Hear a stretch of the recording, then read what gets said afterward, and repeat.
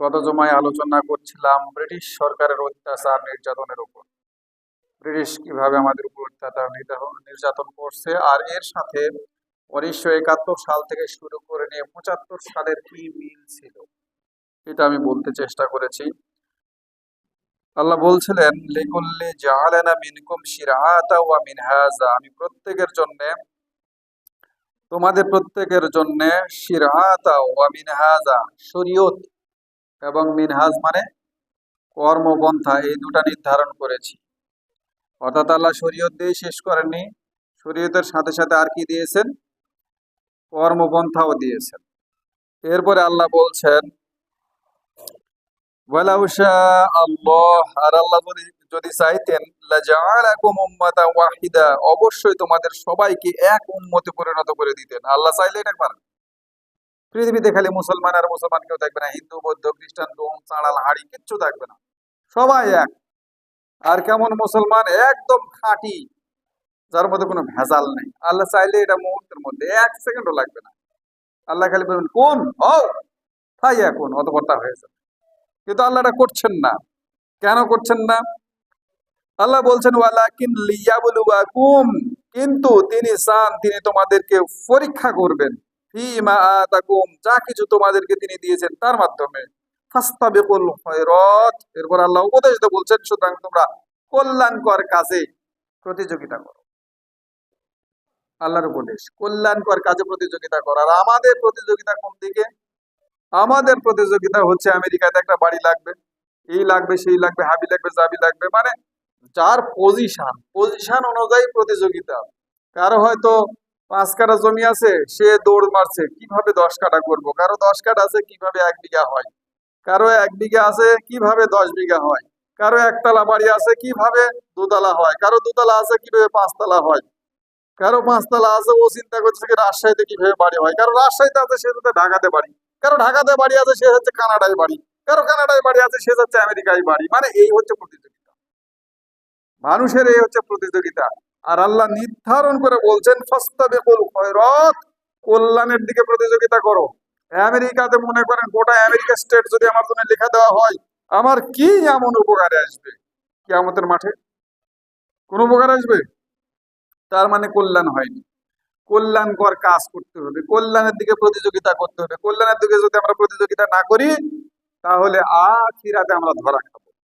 দুনিয়াতে হয়তো 2 দিন ভালোই খাচ্ছি, কিন্তু আখিরাত ফেরাউন, নমরুদ, হামান এদের মতো মনে হচ্ছে, আরে ক্ষমতায় তো আমিই আছি, আল্লাহ সবকিছু তো আমাকেই দিছে, ধন দৌলত সব আমারই, আর তুমি আমাকে এসে বলছো।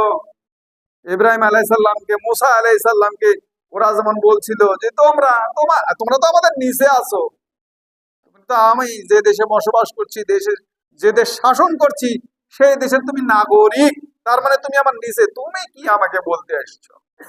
ব্যাপারটা এরকম না। কল্যাণকর কাজে প্রতিযোগিতা করতে হবে। কিন্তু এই মুসা আলাইসাল্লামের হাতেই ফেরাউনের প্রাণ গেছে, তাই না? মুসা আলাইসাল্লামকে কি করলেন? ওই সমুদ্রের মধ্যে ধাওয়া করলেন। মুসা আলাইসাল্লাম ঠিকই সমুদ্র পার হয়ে গেল, কিন্তু ফেরাউন ডুবে মরল। তাই না? একই রকম ভাবে নমরুদ ইব্রাহিম আলাইসাল্লামের কারণেই ধরা খাইলো, তার সাথে যুদ্ধ করে মারা গেল। কাজে কল্যাণ যে কোথায় আছে এটা জানতে হবে। কল্যাণ হচ্ছে পরকালীন, কল্যাণটা হচ্ছে আসল কল্যাণ। দুনিয়াতে কল্যাণ লাগবে, পরকালেও কল্যাণ লাগবে। এক জায়গার কল্যাণে কোনো ফায়দা নাই। কিন্তু আমরা শুধু দুনিয়া দুনিয়া দুনিয়া দুনিয়া দুনিয়ার এতই পাগল, কালমাটাও ঠিক মতন পড়ি না। সেদিন একদিন দেখলাম, একজন দেখাইছে যে একজন মানুষ মরে যাচ্ছে, মুখে মাছ লাগা রাখছে, তারপরে সে দুনিয়া ভুলে নাই, কয় জয় বাংলা। ওর কালেমা মারা যাচ্ছে, মারা গেল লোকটা, আমি দেখলাম বলে মারা গেল। আখিরাতের চিন্তা করছে না দুনিয়ার চিন্তা করছে? আখিরাতে জয় বাংলা কি কাজে লাগবে? কোনো কাজে লাগবে না। এতই কপাল পোড়া, কালেমা পড়তেও তার কালেমাও তার মুখে আসে না, কিন্তু দুনিয়ায় এত মত ঠিকই জয় বাংলা মনে আছে। এতই দুনিয়ার পাগলেরা, এরা কল্যাণের দিকে দৌড় না, বরং অকল্যাণ হয়েছে। কেন অকল্যাণ হয়েছে? আপনি, আমি, এই কোরআনে আলোচনা আসবে, এই কোরআনে আলোচনা আসবে। আপনার আমার পজিশন কি? আল্লাহ তো জালিম, জুলুম করে তো মেলা দূরের ঘটনা। আল্লাহ বলছেন কেউ জুলুম করতেছে আর তুমি তার দিকে ঝুঁকেছো, অর্থাৎ জুলুমের সাপোর্ট করতেছো, এই সাপোর্ট করলেই তোমার জন্য জাহান্নামের আগুন আছে।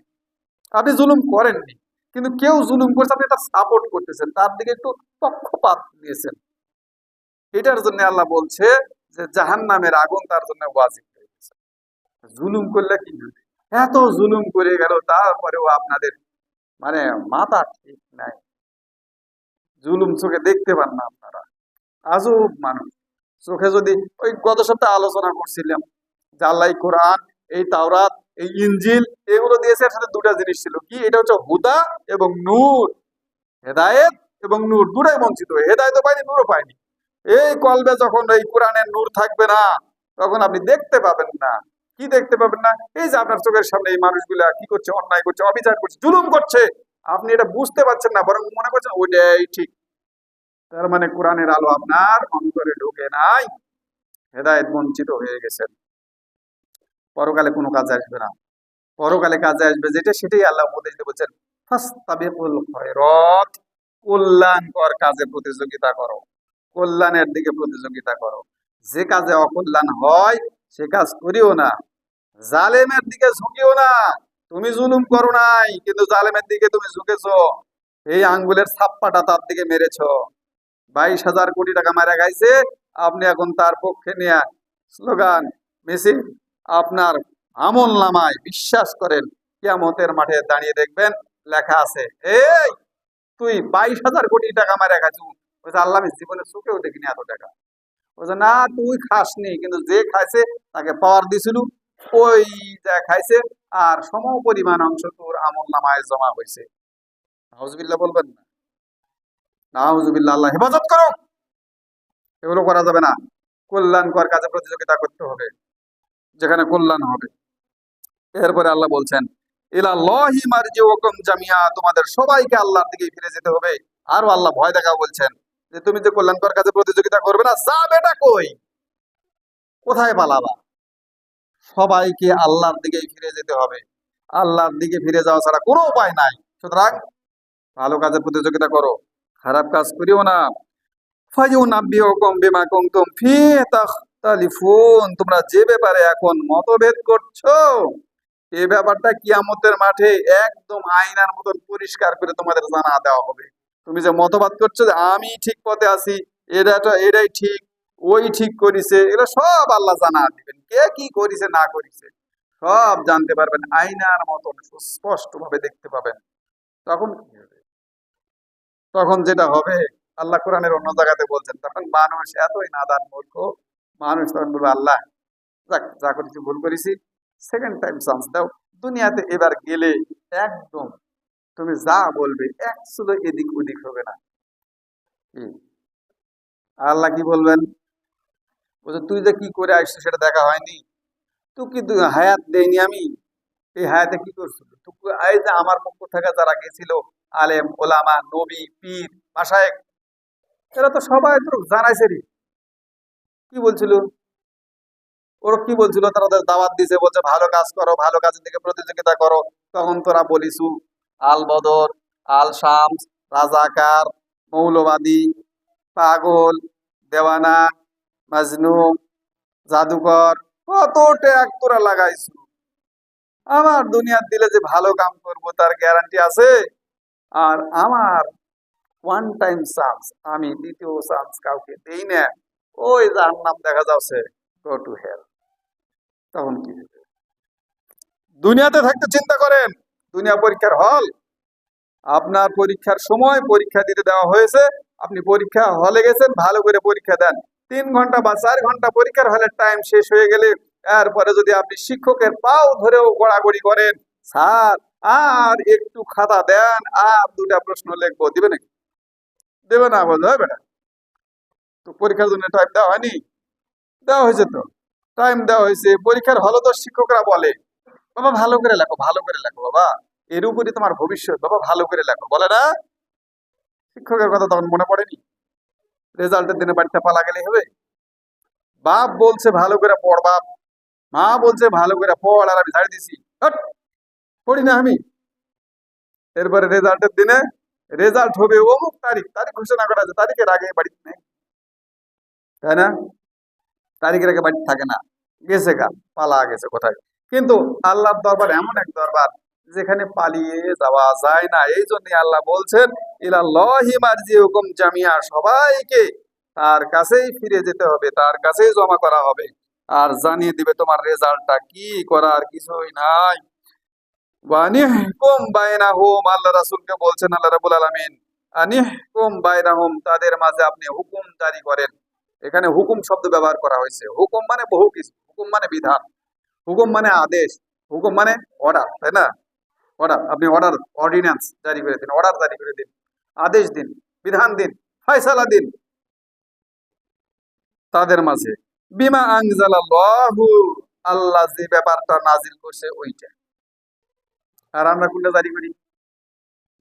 আমরা ওই যে গত সপ্তাহে বলছি, এগুলো কথা বারবার আসে, ব্রিটিশ সরকার দিয়ে গেছে একটা আইন, পেনাল কোড। আপনারা জানেন বাংলাদেশের আইনে 302 ধারা মোতাবেক ফাঁসি, তাই না? হ্যাঁ, ভারতীয় আইনেও 302 ধারা মোতাবেক ফাঁসি। ভারত মুসলমান রাষ্ট্র না হিন্দু রাষ্ট্র? হিন্দু হলে ওর যদি 302 ধারায় ফাঁসি হয়, তা আমি মুসলমানের বাচ্চা, আমার 302 ধারায় ফাঁসি হয় কিভাবে? কোথেকে আসছে আইন বুঝেন না? অনেকে আবার জিজ্ঞেস করে।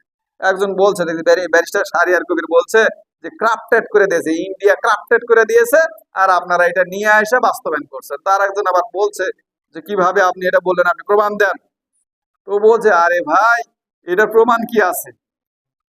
16ই ডিসেম্বর দেশ স্বাধীন হলো, বিজয় দিবস, এরপরে শেখ মুজিবুর রহমানকে ছাড়া দেওয়া হলো, সে চলে গেল ব্রিটিশ, ব্রিটিশ লন্ডনে, লন্ডন থেকে ঘুরে বাংলাদেশে আসেনি, আগে দিল্লিতে এসে পড়েছে।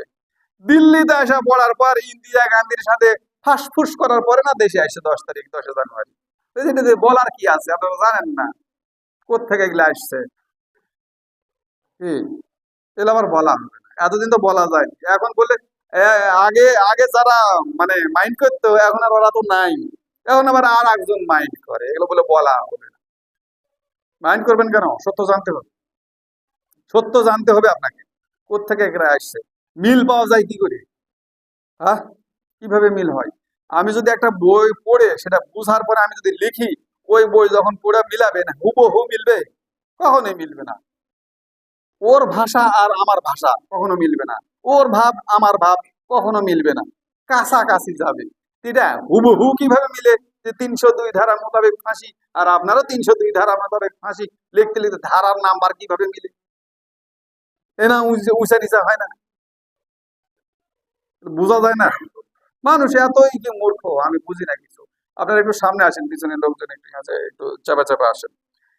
তাহলে এগুলো আল্লাহ কি বলছেন? আল্লাহ বলছেন আনিহকুম বাইনাহুম বিমা আনজালাল্লাহু, আল্লাহ তোমার কাছে যেটা নাযিল করেছে ওই ব্যাপারে হুকুম জারি করেন।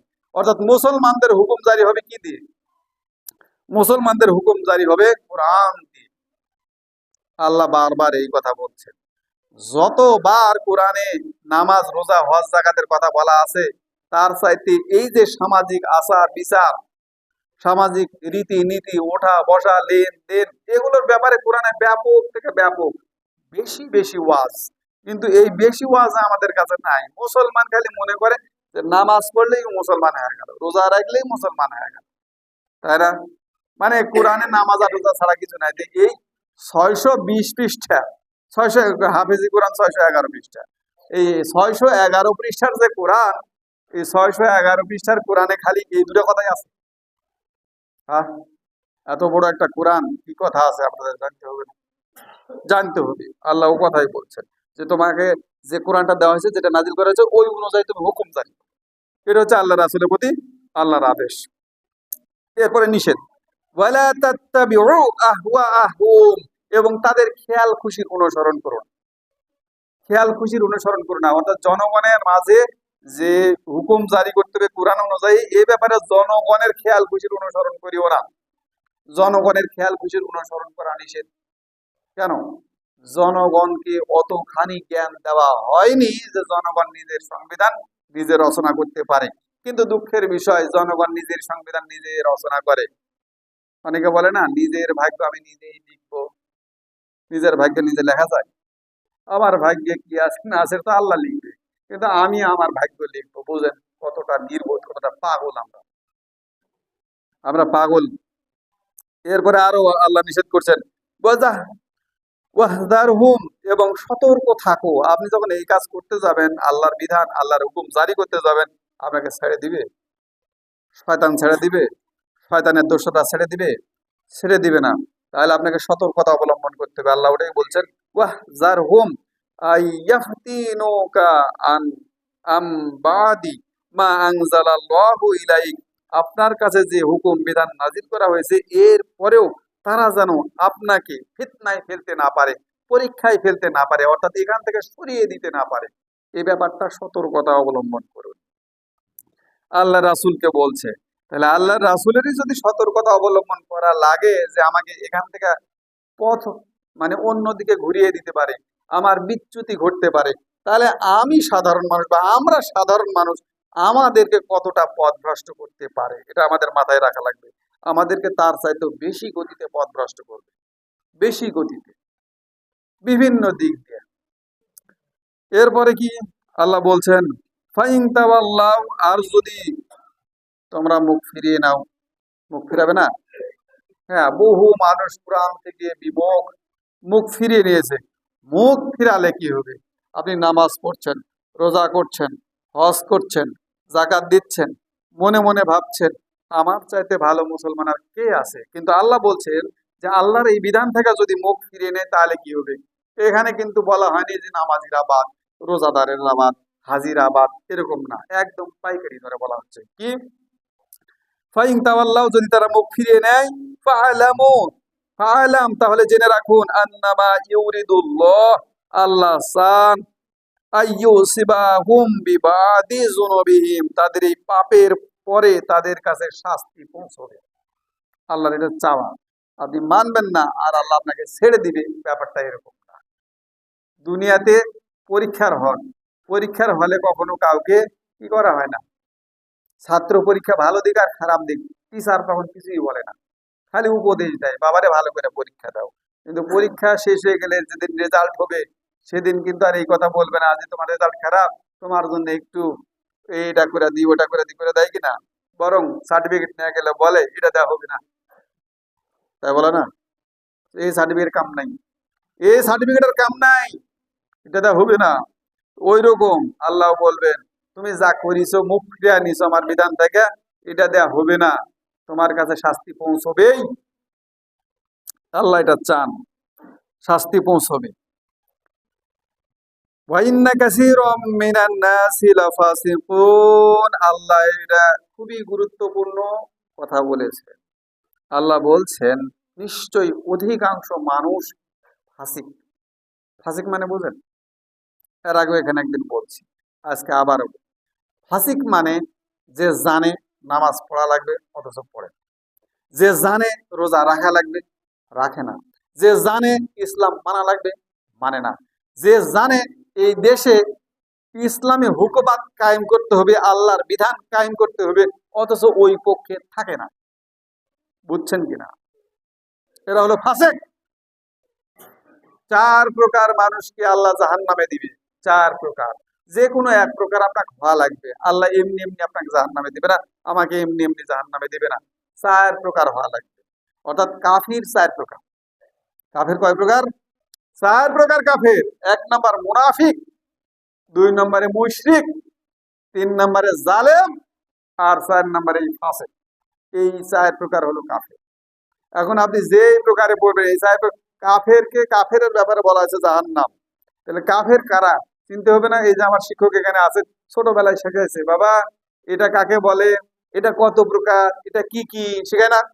হ্যাঁ, মানে কাফেরকে যে আল্লাহ জাহান্নামে দিবে, তাহলে কাফের কাকে বলে, কাফের কত প্রকার, কি কি জানা লাগবে না? এই জন্য আপনাদের আমি জানাচ্ছি, কাফের হলো চার প্রকার। কাফের চার প্রকার। এর আগেও বলছি, আপনারা ভুলে যান, বেশি বেশি শুনলে মনে থাকবে। মুনাফিক, মুশরিক, জালেম, ফাসিক, এই চার প্রকার হলো কাফের। এই যে এখানে এক প্রকার বলছেন আল্লাহ, এত কিছু বলার পরে আশা বলছে ইন্না কাসীরাম মিনান নাসি লাফাসিকুন, অধিকাংশ মানুষ ফাসিক। অর্থাৎ এই যে আল্লাহ বললেন, এটা শোনার পরেও, জানার পরেও বুঝার পরেও সেটা মানবে না। এগুলো যেগুলো আল্লাহ বললেন শুনবে, জানবে, বুঝবে, কিন্তু মানবে না, এটা হলো ফাসিক। আমরা তো তাই করি। এখানে কত ওয়াজ করা, আমরা মানি না।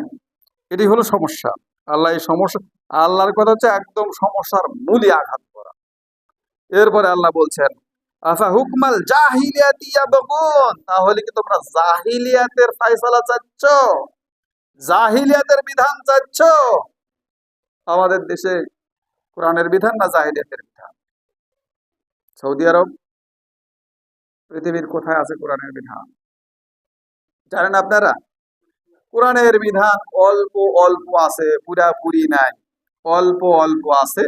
কিছু আছে ইরানে, কিছু আছে তুরস্কে, কিছু আছে সৌদি আরবে, বাংলাদেশেও কিছু আছে, একদম নাই তা। কোরআনের আইন বাংলাদেশেও কিছু আছে, যেমন মুসলিম পারিবারিক আইন, এটা কোরআনের বিধান অনুযায়ী আছে। এই বিধানটা কোরআনের বিধান অনুযায়ী আছে, অর্থাৎ কিছু মানে আর কিছু মানে না। এই আলোচনা গেছে না সূরা বাকারায়? সূরা বাকারার 85 নম্বর আয়াতে এটা আছে যে যারা কিছু মানবে আর কিছু মানবে না, দুনিয়াতে তাদের জন্য আছে লাঞ্ছনাকর শাস্তি। আমরা এখন ওইটার মধ্যে পড়ছি, কিছু মানি আর কিছু মানি না। এজন্য আমরা লাঞ্ছিত, এই জন্যই আমরা লাঞ্ছিত। এজন্য আল্লাহ আবার বলছেন আফা হুকমাল জাহিলিয়াতি ইয়াবগুন, তারা কি জাহিলিয়াতের বিধান চাচ্ছে, জাহিলিয়াতের ফয়সালা চাচ্ছে? আমরা কিন্তু জাহিলিয়াতের ফয়সালায় চাই। টিভি দেখবেন, টক শো দেখবেন, সবাই বলে অমুক দেশে অমুক হয়েছে, তমুক দেশে তমুক হয়েছে, অমুক মনীষী অমুক বলে গেছে, তমুক মনীষী তমুক বলে গেছে, এরকম করে টক শো করে না? কোরআনের কথা কয়জন বলে, কোরআনের আয়াত কয়জন আওড়ায়? এই টক শোতে আমি দেখি না। এই ইদানিং দেখতেছি যারা ইসলামকে বুকে ধারণ করে এরকম কিছু মানুষ টক শোতে যায়, এরা কিছু কিছু কোরআনের আয়াত বলছে, কিন্তু অধিকাংশই টক শো যারা করে তারা বলে যে কার্ল মার্কসের অমুক বইয়ে অমুক লেগেছে, লেনিনের অমুক বইয়ে অমুক লেগেছে, অমুক অ্যারিস্টটল অমুক কথা বলছে। এবং আমাদের লেখাপড়াতেও এগুলো শিখে, যারা পড়াশোনা একটু করছেন তাদেরকে যে প্লেটো, সক্রেটিস, অ্যারিস্টটল এগুলো পড়ায় না? এগুলো পড়ায়, এগুলো আমরা নাম মুখস্থ। সক্রেটিস, প্লেটো, অ্যারিস্টটল এগুলো আল্লাহ রাসূলের জন্মের আগের লোক, এমনকি মুসা আলাইহিস সালামেরও আগের লোক, কিন্তু তারা যে ওই সময় দর্শন দিয়ে গেছে সেগুলো এখনো আমাদের পড়ায়, আর বলে এটা চলবে। আবার ওই মুখেই বলে 1400 বছর আগের পুরাতন আইন এখন চলে। বলেন তোকে কি করা উচিত? ওই যে মুখে বলতেছে, মানে 1400 বছর আগের বলতে আল্লাহ রাসূলের কোরআন চলে না, কিন্তু 1400 আরো 500 বছর আগে যায় অ্যারিস্টটল, প্লেটো, সক্রেটিস তাদের আইন এখনো চলে। আমি পড়াশোনা করছি, আপনারা জানেন, আমি যখন নওগাঁ কলেজে পড়লাম সম্ভবত 3rd ইয়ারে দেখি পোয়েটিক্স নামে একটা বই আছে আমাদের, পোয়েটিক্স, আর লেখক হলো অ্যারিস্টটল। এখনো পড়াচ্ছে, এখনো পড়ে। ইংলিশ ডিপার্টমেন্টে যারা পড়ে পোয়েটিক্স পড়তে, পোয়েটিক্স হচ্ছে সাহিত্যের মান কিভাবে, মানে কিভাবে লিটারারি এগুলোকে টার্ম আপনি ঠিক করবেন, এর উপরে লেখা একটা বই। সে আদিম কালের লেখা বই, এখনো চলে, আর কোরআন চলে না। এই হলো বাংলাদেশের বুদ্ধি। এই হলো এই জন্য আল্লাহ এই কথা বলছে যে তোমরা কি জাহিলিয়াতের বিধান চাচ্ছ? অ্যারিস্টটল নবী? নবী না তো, তো তার বিধান আপনি মানবেন কেন?